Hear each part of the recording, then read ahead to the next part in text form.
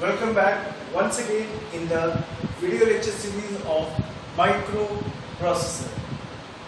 See, in digital electronics, we are nomenclating this device as microprocessor, right? And it is very much similar to processor. It is very much similar to processor. And when this processor is taking in terms of computer area or computer application, this processor is also known as CPU, that is Central Processing Unit. Central Processing Unit. So all these things are the same. The device which is known as microprocessor in digital electronics is similar to the processor, and it is similar to CPU, that is Central Processing Unit, what we are calling in the field of computer science and engineering. Now, what does a processor is? So, as the name indicates, processor is nothing but it is used to process something. Now, the second question is actually what it processes. So, generally it processes the instruction which is given by either the user or by the programmer. That means without processor or without CPU, it is not possible to computer to run properly.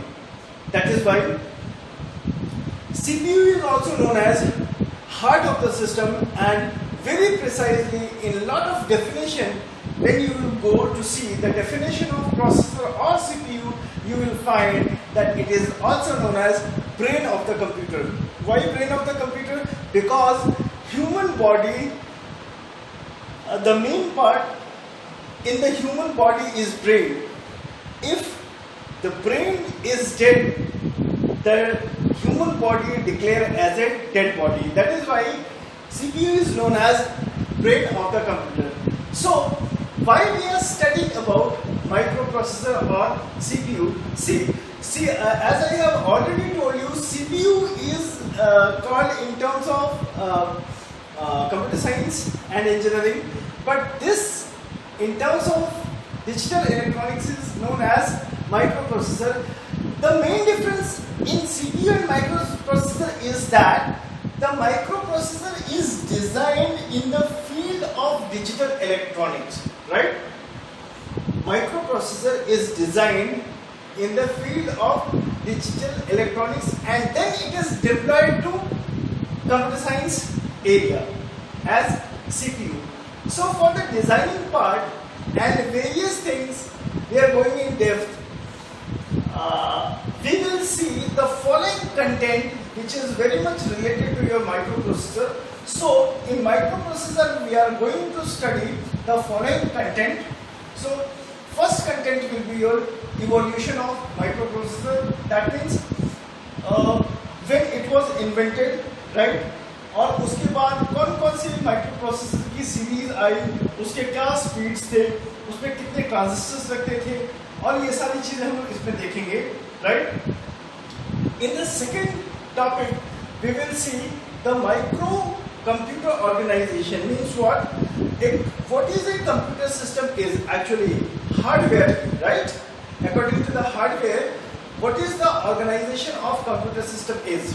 इसमें registers होते हैं, ALU होता है, instruction register होता है, then program counter होता है, और काफी चीजें होती हैं. तो ये सारी चीजें हम लोग देखेंगे माइक्रो कंप्यूटर ऑर्गेनाइजेशन में. इसके बाद we will also learn about 8-bit microprocessor. Microprocessor को हम लोग शॉर्ट में म्यूपी भी कहते हैं. When we are studying in our college days, we used to say it as MUPI instead of microprocessor. So microprocessor is also known as MUPI, but आज के चलन में बहुत कम यूज होता है. In our time when we are studying in our colleges, in our college life, then we are used to say this as MUPI, right? Next, very importantly, इस micro processor के अंदर हम लोग दो आर्किटेक्चर के बारे में पढ़ेंगे। पहला आर्किटेक्चर है 8085 एंड दूसरा आर्किटेक्चर है 8086, right? So 8085 is normally 8-bit microprocessor and 8086 is 16-bit microprocessor. उसके बाद हम लोग इसके आर्किटेक्चर के बाद हम लोग इसके फ्लैग और रजिस्टर ऑर्गेनाइजेशन के बारे में पढ़ेंगे।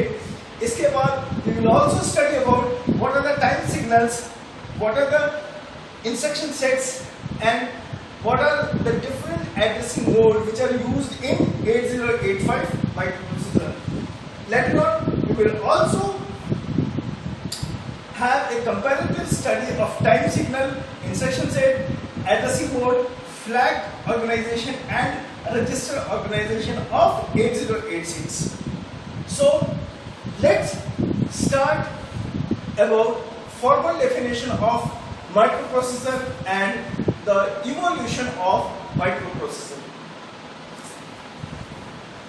So let's discuss about my microprocessor.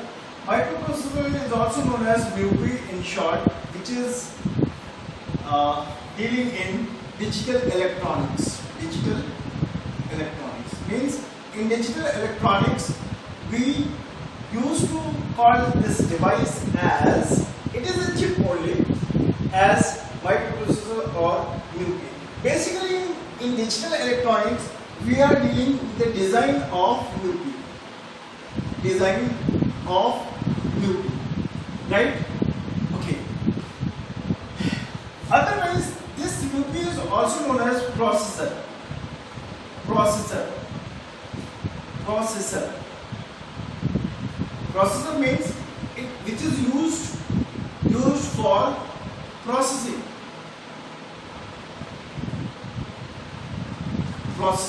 the instruction.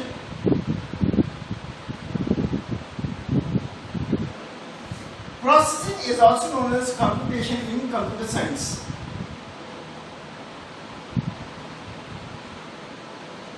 Right?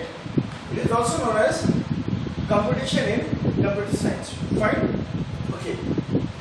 In computer science, this processor is also known as CPU.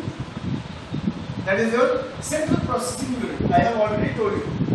This central processing unit is also known as brain of a computer.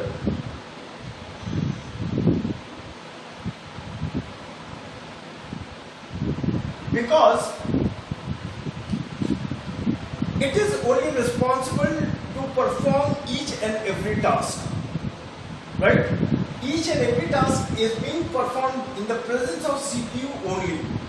Without CPU, it is very difficult to process any task. That is why whenever we are talking about a computer system, there are only three main components of a computer system. First is your CPU, second one is your shared memory, and third one is known as your I/O devices. Right? So whenever you are talking about computer system, then you don't forget about CPU. That is why it is known as brain of a computer. Right? So that is the formal definition of your microprocessor or CPU.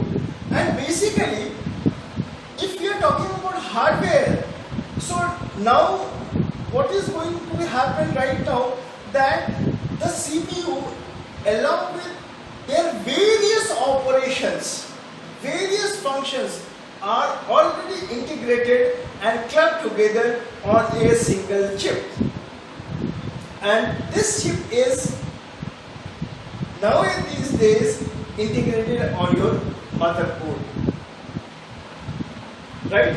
So after the formal definition of your microprocessor, let's see a quick review on evolution of microprocessor. So this is the overall data sheet of evolution of microprocessor. In this evolution, I have taken total 5 attributes.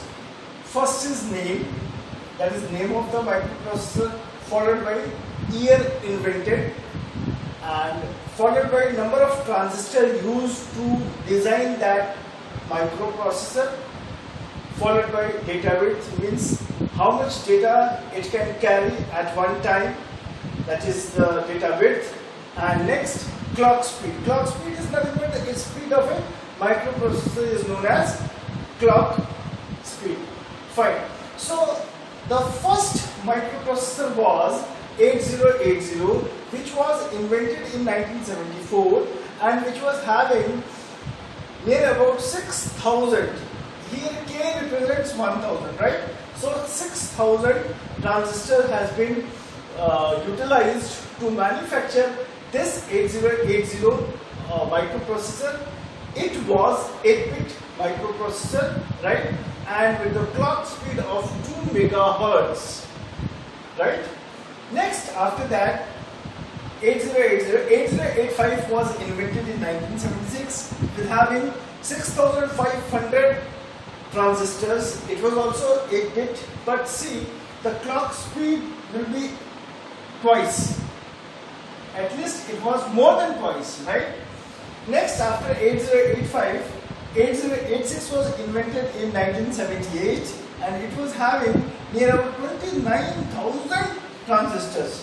It was 16-bit, means initially only, previously only 8-bit was able to, data was able to transfer from one place to another place. Here, the data capacity or the data transfer capacity has become double with having the same clock speed.